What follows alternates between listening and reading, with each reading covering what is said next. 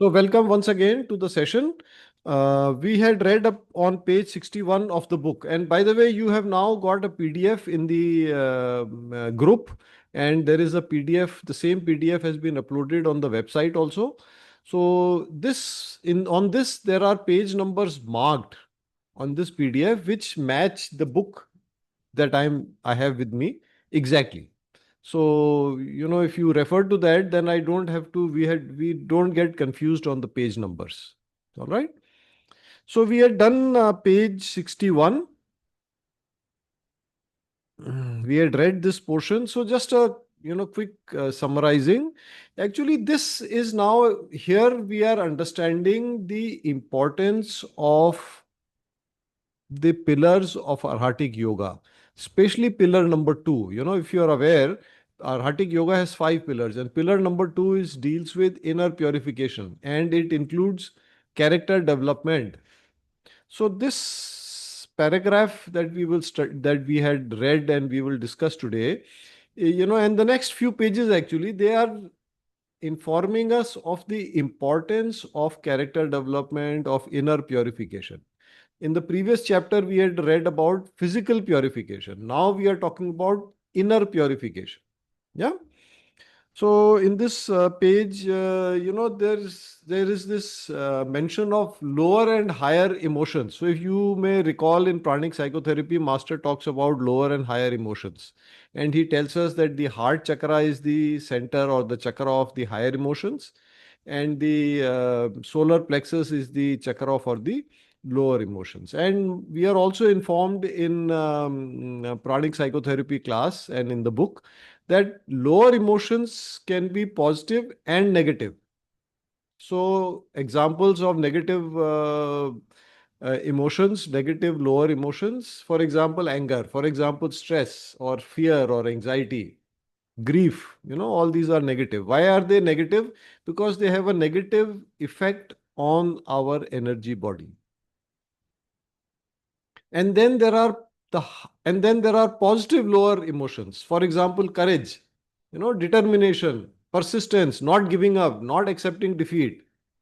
All those are also lower emotions, but they are positive emotions. And then there are higher emotions, related to the heart chakra, which are only positive. There is no negative higher emotion. So there is love, for example, or mercy or compassion, or the desire to help people and so on. Generosity, all these are higher emotions, and higher emotions are only positive. And what this particular paragraph, which starts on page 61, and it's a nice long paragraph that goes on to page 62 also, we'll read portions.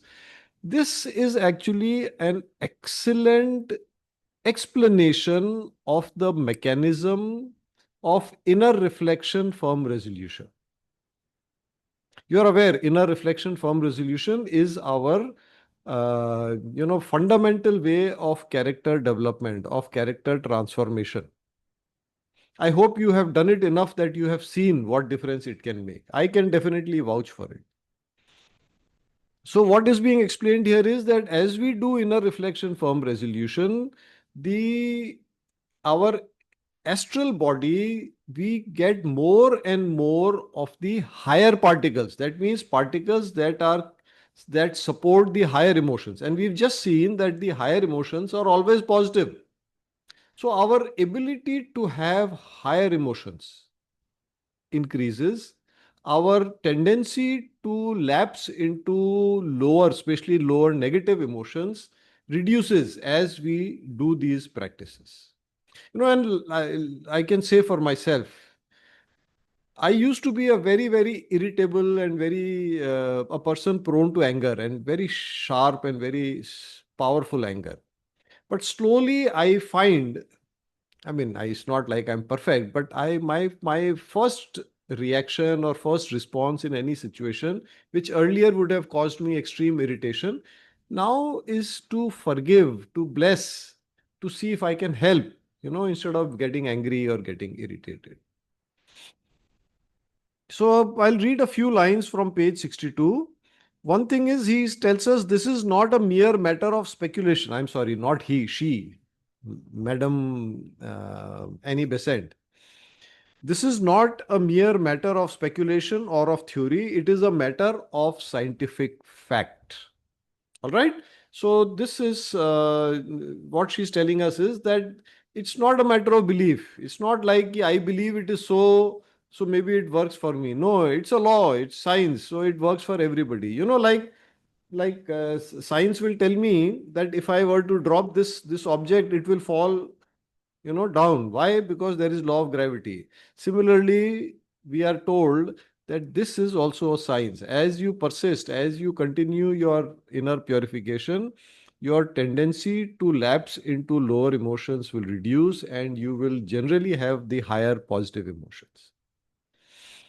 All we need is knowledge. I'm still on page 62, and the will to put the knowledge into practice. Now that is what is important. You need to know, and then not only knowing, you see, all many of us may know that doing exercise every day is good for our physical body, but do we do it? We know that arhatic yoga practices or our spiritual practices are very good for us, but do we do them? So one thing is to know, second thing is to put the knowledge into practice.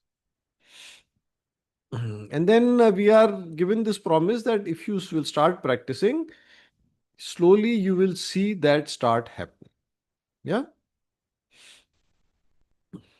Now, on the next page, page 63, I'll just discuss a quick summary. We are being told that spiritual development involves persistence. Spiritual development requires regularity. It can become monotonous. It can become, what we call boring. And human tendency is to seek, excitement, to seek novelty. But that is the wrong attitude to bring into our spiritual practice. Because I see a lot of my fellow students, they are looking for alternatives, they are looking for shortcuts, they are looking for, more glamorous ways of doing things. But that's not the right attitude, in my humble opinion, for this path. And then we are told on the next page, if we persist, when we persist, what happens? The result of persistence. So, page 64, the last paragraph, what will happen when you persist? The pupil will find knowledge gradually flow into him. Keener vision will awaken. Vibrations will reach him from every side, arousing in him response which could not have been made by him in the days of blindness and obtuseness. Obtuseness generally means, dullness or, slowness and so on. That is the when you are not in the spiritual practices. But if you have persisted in your spiritual practices, that is what there is. Now, there is an interesting point just after that, that karma is also a factor, but not a factor in your progress. It can only delay your experiencing the benefits. If you do regular yoga practice, yoga I mean in a wider sense, not in the, hatha yoga, which is what yoga today seems to mean, but yoga in terms of your spiritual practices, or let us say sadhana. So if you do your sadhana regularly, still karma, two people start on the same day. After 1 month, one person is having great experiences. The other person is yet not seeing some experiences. What is the difference? There is a difference in their karma coming down from past lives. So karma can delay, but it cannot prevent. You will definitely, it is inevitable that you will get the benefits, you will observe, experience the benefits, but it may get slowed down. Okay, next 3 pages, I'll just give a small summary and then we will read a few things. You remember, this is how we have chosen to study this book. We are not going to read line by line or word by word. We will do some portion. So I am always request you, after wherever we end one session, please read at least 15 pages, or maybe if possible 20 pages, next 20 pages or next 15 pages. Yeah. And if there are portions that you would like to discuss in the session, please mark them so we can discuss them. All right. Okay, so on page 65, now a very interesting topic is beginning, which is that we are being told by Madam Annie Besant that the astral body can become a vehicle of consciousness. What does that mean? It means the soul can directly express itself or act through the astral body, independent of the physical body. Now, normally, that is not so. Normally, we need the physical body to be able to express ourselves or to be able to be active in the astral plane. So, for example, when you sleep, then you have no emotions. You don't experience any emotions. You are not the soul. You, the soul, is not able to use the astral body. Yeah. But this is a, what should I say? This is a power, or this is an ability that will be developed as we progress spiritually. And that is a sort of an interim goal in our progress, like a milestone. Yeah. Okay, page 65, I'll just read near the end. Is She's talking about sleep and awake states. So she says, when he is awake, the astral activities, the changing colors and so on, changing colors where? In the astral body, all manifest themselves in and immediately around the physical body. But when he is asleep, a separation occurs and we see the physical body, the dense body and the etheric double, lying by themselves on the bed, while the astral body is floating in the air above them. So you may be aware of this, that this is what happens when we are asleep. It is only the physical body that sleeps. And then the soul sort of shifts into the astral body, and the astral body remains connected to the physical body. So if supposing somebody was to, shake you or something, you will awaken. Your astral body will command the physical body to awaken, or the soul will command the physical body to awaken. But when sleep, normally the consciousness, the soul, mostly moves out of the physical and etheric bodies and is now present mostly in the astral plane. Yeah.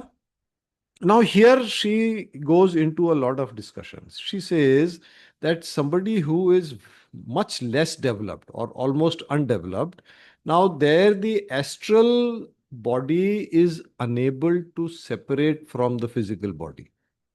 Also, it is observed that such a person's astral body is very poorly formed. You remember we have discussed this in previous sessions, and I showed you a slide from Leadbeater's book, Man Visible, Invisible, in which we saw the astral body, how well defined, how clear, and how well colored it is in different states of spiritual progress. I hope you remember, otherwise, please refer to the recording. Yeah. Now, when this is the case, the person is less developed, the astral body cannot separate from the physical body, the astral body is very poorly formed, the soul cannot express itself in the astral body, or let us say, it cannot utilize or act through the astral body independently. You know, sort of, it's like you can say that even the soul goes to sleep because it has no vehicle through which to express itself, through which to act. Then she tells us, we are now talking about page 67 and 68, that, okay, I'll read from this and then we'll discuss it. The astral body, now a person who's more developed, the astral body is clearly outlined. And so I'm on page 67. The astral body is clearly outlined and definitely organized, bearing the likeness of the man. And the man is able to use it as a vehicle for a vehicle far more convenient than the physical. He is wide awake. Who's he? He is the soul, not the body.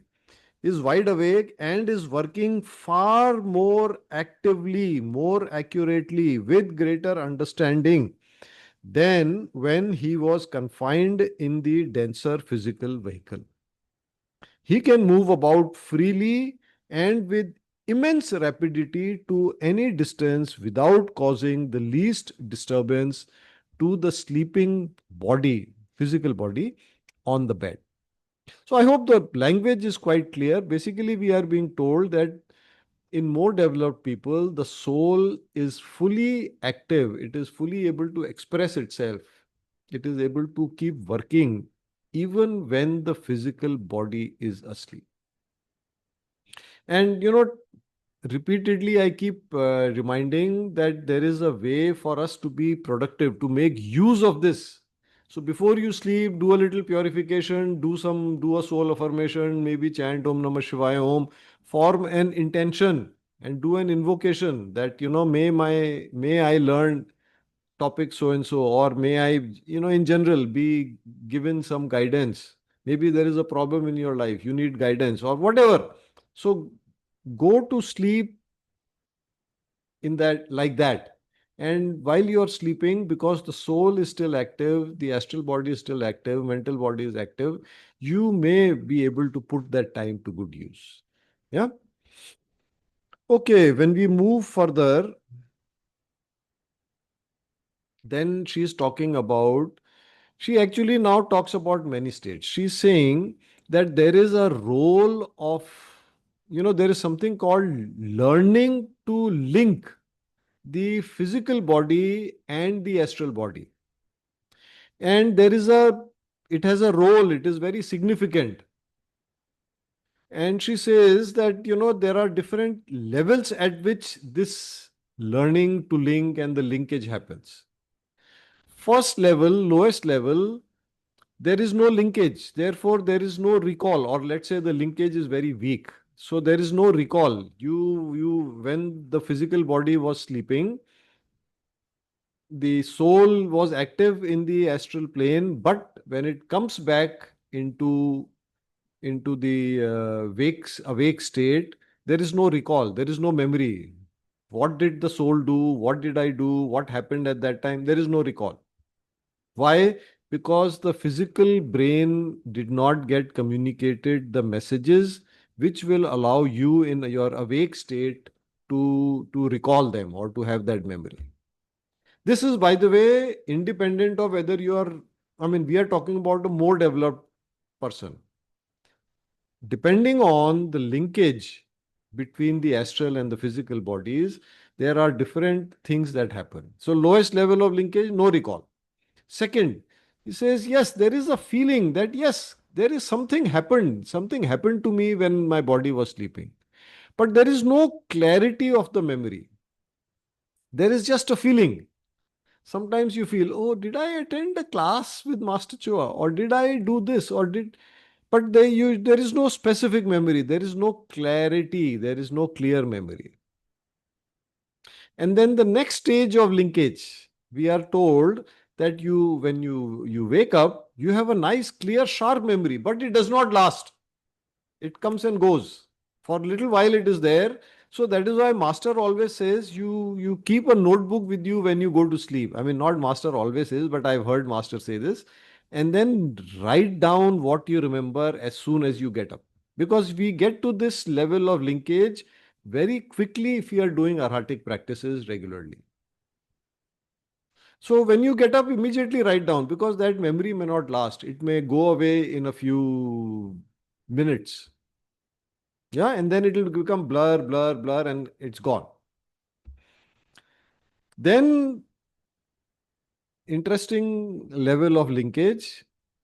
You have gained some knowledge. You have got some knowledge, but you have no idea how you got it. I'll just read page 69. Page 69. The man, can you see where I am?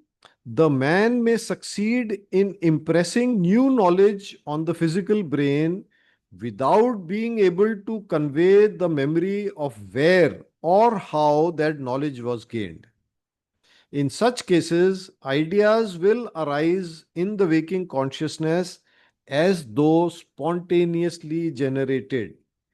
Solutions will come of problems before uncomprehended. Light will be thrown on questions before obscure. When this occurs, it is an encouraging sign of progress. Interesting. Showing that the astral body is well organized and is functioning actively in the astral world, although the physical body is still but very partially receptive. Now, this is something that I can talk about because this has been my personal experience. I used to do this um, where I would, prepare and then go off to sleep. And then, I was very interested in healing. So I would either ask for guidance to a specific healing situation, or I would say, I want to learn this more, I want to learn about that more, something like that.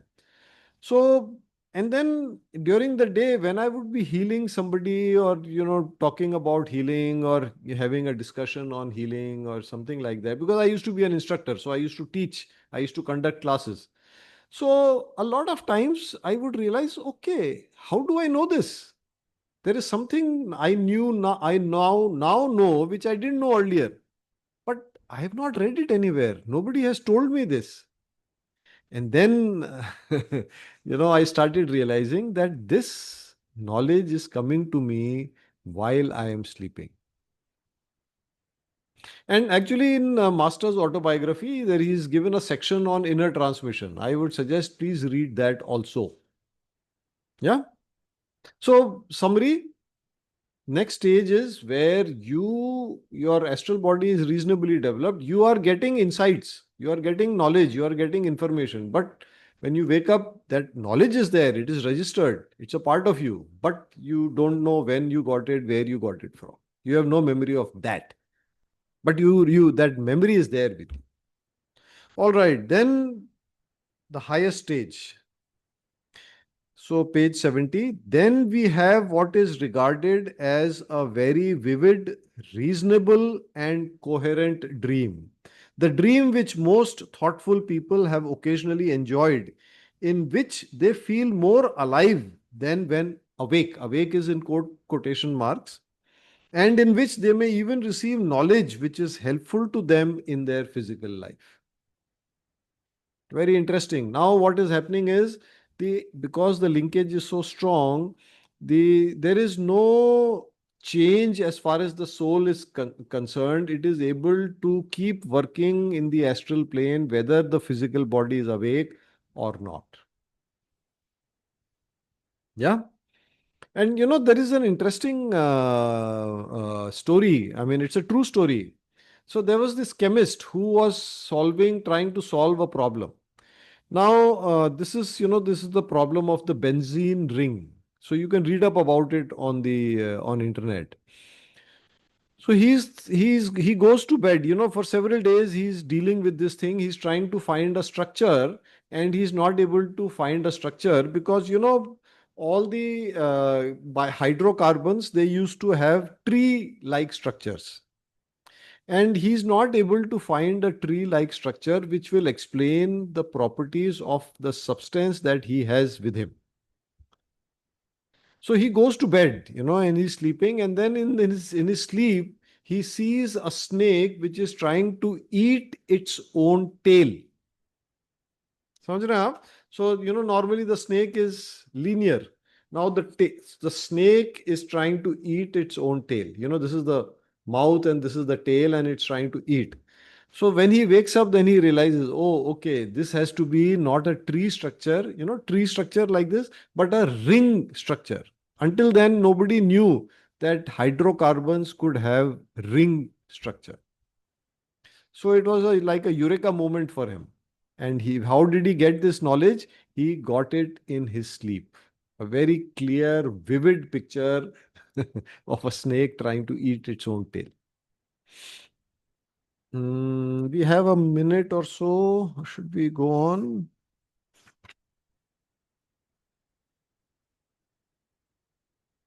Now, then we are given a reassurance on the next page, 71, that even if we do not have clear memory, even if we are getting information, but we cannot recall where we got it from, even if we maybe there is memory, but it doesn't last very long. It's okay. Even that is fine. Secondly, we are the reassurance is we don't try to pursue that. We just work on our spiritual practices. As we will work on those spiritual practices, these things will happen automatically. And let me share with you, my recommendation. You try this. Of course, you have to do your spiritual practices, and preferably you're doing arhatic yoga practices. If not every day, then at least 3, 4 days a week. You're doing study, working on your character, and so on. Now, in the night before you go to bed, you either have a salt water bath or at least wash your feet properly. Yeah. Then do a soul affirmation. You can do an invocation. You invoke for that while my physical body is sleeping, the soul, would like to be taught this or that, or in general, I would like to attain knowledge that is useful for me. Or maybe there is a problem in your life. I need knowledge on how to solve this problem or how to overcome this problem, etc., etc. Whatever you want. One or two things. Don't make a like a laundry list. So just one or two things. And then you lie down, you chant Om Namah Shivaya Om or something like that, and just go to sleep. Mostly I'm saying Om Namah Shivaya Om because as I start doing it, maybe by the third, fourth, iteration, my physical body is already sleeping. So you will see that it is perhaps you will start having those flashes like me, where in the daytime you will realize that, yeah, I know this. And how do I know this? Because I have not read it anywhere. Nobody has told me this. So how do I know this? So that may start happening. Um, you know. And one thing I would also like to tell you, I've been involved in pranic healing since 2004. So Master Choa left his body in 2007.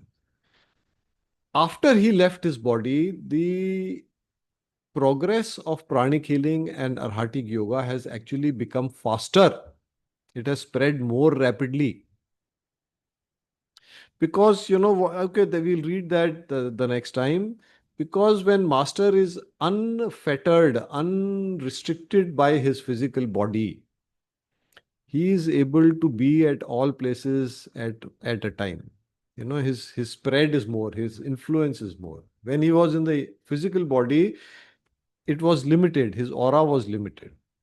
Yeah. All right. We'll continue from this the next time.